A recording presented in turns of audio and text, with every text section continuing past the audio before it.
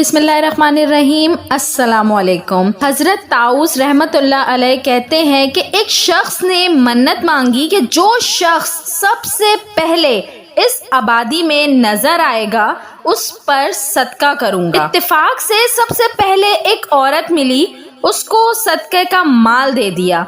लोगों ने कहा कि ये तो बड़ी बुरी औरत है। इस सदका करने वाले ने उसके बाद जो शख्स सबसे पहले नजर आया उसको सदका किया।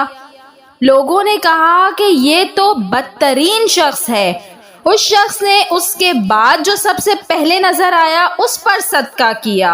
लोगों ने कहा कि ये तो बड़ा मालदार शख्स है। सदका करने वाले को बड़ा रंज हुआ, तो उसने ख्वाब में देखा कि अल्लाह जल शाना ने तेरे तीनों सदके कबूल कर लिए। वो औरत फाशा औरत थी, लेकिन महज नादारी की वजह से उसने ये फेल इख्तियार कर रखा था।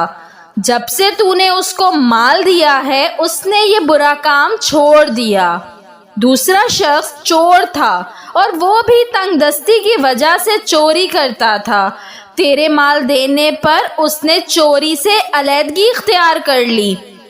तीसरा शख्स मालदार है और कभी सदका ना करता था।